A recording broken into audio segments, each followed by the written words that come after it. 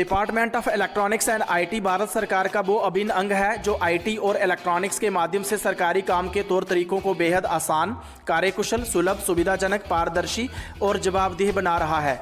आज का युग डिजिटल है और इसलिए सरकार ने जो निश्चय किया है कि प्रत्येक नागरिक को सुरक्षित डिजिटल लॉकर दिया जाएगा।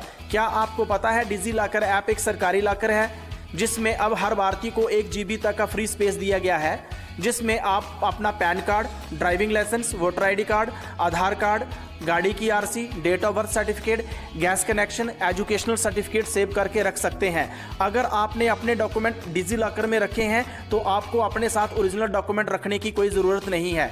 अब आप डिजी लॉकर में रखा डॉक्यूमेंट वेरिफिकेशन के लिए रेलवे स्टेशन, एयरपोर्ट जैसी जगहों पे दिखा सकते हैं जो पूरी तरह से वैलिड है।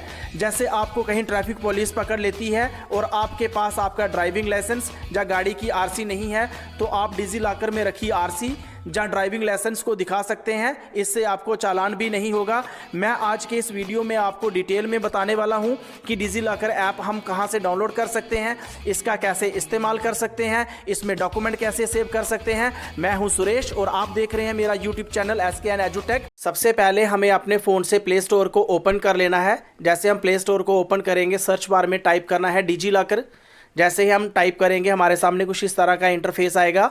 जैसे कि मैंने इस ऐप को पहले से ही डाउनलोड कर लिया है, आपने इसको डाउनलोड करके अपने फ़ोन में इंस्टॉल कर लेना है। मैं इसको यहीं से ओपन पे क्लिक करता हूं। जैसे मैं ओपन पे क्लिक करूंगा कुछ इस तरह का इंटरफेस हमारे सामने आएगा। राइट साइड टॉप पे लिखा हुआ साइन इन है, हमें उसके ऊपर क्लिक करना है। जैसे ही हम इसके ऊपर क्लिक करेंगे हमसे पूछा जाएगा कि आप किस तरह से इसमें साइन इन करना चाहते हो। अगर हमने पहले से कोई डिजी लॉकर में अकाउंट बनाया है तो हमें लॉगिन करना है। हम न्यू है तो हम सबसे ऊपर ग्रीन जहाँ पे लिखा हुआ है create your DigiLocker account, उसके ऊपर क्लिक करेंगे। जैसे ही उसके ऊपर क्लिक करेंगे हम तो हमसे हमारा आधार कार्ड पूछा जाएगा। तो हमने अपना आधार कार्ड इन बॉक्स में भरना है। मैं अपना आधार कार्ड इनमें भर के नेक्स्ट पे क्लिक कर लेता हूँ। जैसे कि मुझे OTP रिसीव हो चुका है, मैं इन बॉक्स में अपना OTP डाल के सबमिट पे क्लिक कर लेता हूँ।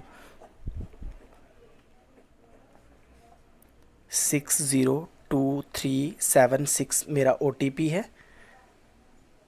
और सबमिट पे जब मैं क्लिक करूँगा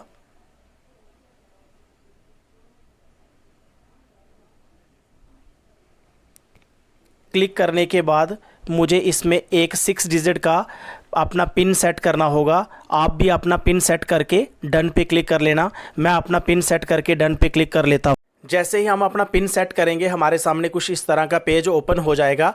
इसमें टॉप पे लिखा हुआ है होम और दूसरी साइड लिखा हुआ है इशू डॉक्यूमेंट। अगर हम इशू डॉक्यूमेंट के ऊपर क्लिक करते हैं तो वो सारे डॉक्यूमेंट अपने आप यहाँ पे सिंक्रोनाइज होके इस ऐप में आ जाएंगे जिन भी डॉक्यूमेंट्स के साथ मेरा आधार कार्ड लिंक है। जैसे कि आप देख सकते हैं मेरा Aadhaar card, driving licence, PAN card और गाड़ी की आरसी भी यहाँ पे अपने आप ही आ गए हैं। मैं आपको आरसी, अपनी गाड़ी की आरसी को ओपन करके अगर दिखाता हूँ तो इसमें नीचे लिखा हुआ है डिजी लॉकर वेरीफाइड। जितने भी डॉक्यूमेंट्स यहाँ पे आएंगे उनके ऊपर लिखा होगा डिजी लॉकर वेरीफाइड। इसका मतलब है इन डॉक्यूमेंट्स को मैं जहाँ भी दिखाऊंगा उनको इन डॉक्यूमेंट्स को मानना ही पड़ेगा। और इस डॉक्यूमेंट्स के नीचे क्लियरली लिखा हुआ है कि ड्राइविंग लाइसेंस हो गया या गाड़ी की आरसी हो गई, जे अब डिजी लॉकर से वेरीफाइड अगर डॉक्यूमेंट होंगे तो इनको ट्रैफिक पुलिस को मानना ही पड़ेगा। अगर हम यहाँ से बैक जाते हैं, मान लेते हैं कि हमारे डॉक्यूमेंट्स के साथ हमारा आधार कार्ड लिंक नहीं है तो तब भी हम उनको फैच करके यहाँ ला सकते हैं। तो आप देख सकते हैं जहाँ गवर्नमेंट की अलग अलग एजेंसीज़ हैं, सेंट्रल गवर्नमेंट का जो भी डॉक्यूमेंट होगा वो हम जहाँ से फैच कर सकते हैं। स्टेट गवर्नमेंट का कोई भी डॉक्यूमेंट होगा वो हम स्टेट गवर्नमेंट वाले कंपोनेंट से फैच कर सकते हैं। अगर हमारी कोई एजुकेशनल सर्टिफिकेट है तो हम यहाँ से फैच कर सकते हैं। बैंकिंग सेक्टर, इंश्योरेंस अगर हमने किसी का लिया हुआ है हम जहाँ से फैच कर सकते हैं। जैसे कि मैं बताता हूँ, अगर आपने अपना आधार कार्ड फैच करना है तो आप आधार पे क्लिक करोगे। आधार पे क्लिक करने के बाद आपने अपना आधार नंबर डालना है। आधार नंबर डालने के बाद डिजी लॉकर उसको आपके इस लॉकर में ले आएगा और गवर्नमेंट वेरीफाइड हो जाएगा वो। इसी तरह अगर आपने अपना पैन कार्ड जहाँ पे लाना है तो आपने जहाँ पे पैन कार्ड वेरिफिकेशन पे क्लिक करना है, अपना पैन कार्ड डालना डालना है तो आपका पैन कार्ड ऑटोमेटिकली फैच होके आपके लॉकर के अंदर आ जाएगा। इसी प्रकार जितनी गैस का कोई कनेक्शन आपके नाम का है तो आपने कंज्यूमर नंबर डालना है, चाहे वो इंडियन ऑयल का है, एचपी का है, इस तरह से आप कर सकते हैं। इसी तरह स्टेट गवर्नमेंट का कोई भी अगर आपने कोई डॉक्यूमेंट लिया हुआ है, कोई वोटर आईडी कार्ड है, जहाँ जो भी है, आप उस कंपोनेंट को जहाँ से क्लिक करेंगे वोटर आईडी कार्ड का एपिक नंबर डालेंगे, आपका वोटर आईडी कार्ड भी इसमें फैच होके आ जाएगा। इसी प्रकार अगर आपने एजुकेशन क्वालिफिकेशन किसी यूनिवर्सिटी से कोई आपने डिप्लोमा किया हुआ है, जिस यूनिवर्सिटी से आपने किया हुआ है उसको आप यहाँ से सेलेक्ट करो, अपना उस डॉक्यूमेंट की पूरी डिटेल डालो, वो ऑटोमेटिकली यहाँ पे फैच हो गया आएगा। इसी तरह से अगर आपने किसी कंपनी का इंश्योरेंस लिया हुआ है, चाहे वो आईसीआईसी है, बजाज एलियांज है, आप उसके ऊपर क्लिक करोगे तो सिंपली आपने जहाँ पे पॉलिसी नंबर डालना है, पॉलिसी नंबर डालने के बाद आपकी पॉलिसी बॉन्ड इस लॉकर के अंदर अपने आप फैच होके आ जाएगा, जो कि गवर्नमेंट वेरीफाइड होगा।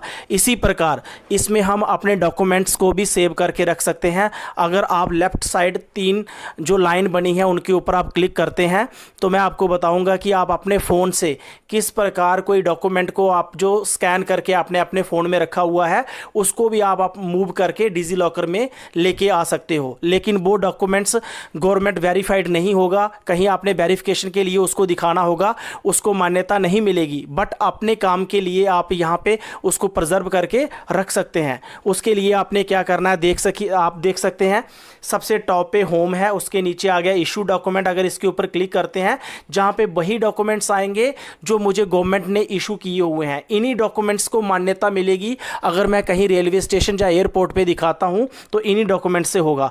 उसके नीचे वाला कॉलम है जहाँ पे लिखा हुआ है अपलोड डॉक्यूमेंट्स, जहाँ पे मैं अपने डॉक्यूमेंट्स को सॉफ्ट कॉपी में स्कैन करके यहाँ पे अपलोड कर सकता हूँ। उसके लिए मुझे क्या करना है, उसके ऊपर क्लिक करने के बाद राइट साइड पे आपको एक एरो का बटन दिख रहा होगा। आपने एरो पे जब आप क्लिक करोगे, जैसे मैं क्लिक करता हूँ मुझे पूछा जा रहा है, मैं फाइल्स को सिलेक्ट कर लेता हूँ। फाइल्स को सिलेक्ट करने के बाद ये मुझे मेरे फ़ोन के फाइल मैनेजर में ले गया। मैं जहाँ से कोई ऐसे डेमो के तौर पे एक डॉक्यूमेंट सेलेक्ट कर लेता हूँ।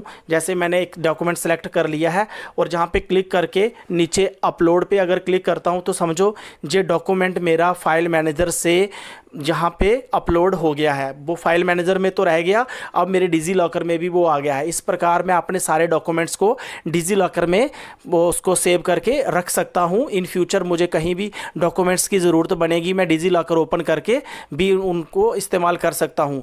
डिजी लॉकर में मेरी जो यूज़र नेम होगा वो मेरा 12 डिजिट का आधार कार्ड होगा और पासवर्ड वो होगा जो हमने 6 डिजिट का सेट किया हुआ है। तो इस प्रकार हम डिजी लॉकर का भरपूर फ़ायदा ले सकते हैं और कभी भी हमें हार्ड डॉक्यूमेंट्स को अपने साथ रखने की ज़रूरत नहीं है। कहीं भी हम कहीं फंस जाते हैं तो डिजी लॉकर में जो हमारा डॉक्यूमेंट्स फैच होके आया हुआ है, जिसके ऊपर डिजी लॉकर वेरीफाइड लिखा हुआ है, वो दिखा के हम अपने आप को सेव कर सकते हैं। इस ऐप का लिंक आपने डिस्क्रिप्शन बॉक्स में भी दे दिया है। आशा करता हूँ मेरे द्वारा दी गई जानकारी आपको अच्छी और वैल्यूएबल लगी होगी। आप इस वीडियो को ज़्यादा से ज़्यादा शेयर कीजिए ताकि इस करंट सिचुएशन में सब इसका अच्छे से लाभ ले सके। मैं आपके लिए इसी प्रकार एजुकेशन और टेक्नोलॉजी से जुड़ी प्रॉब्लम्स के ऊपर वीडियो बनाता रहूँगा।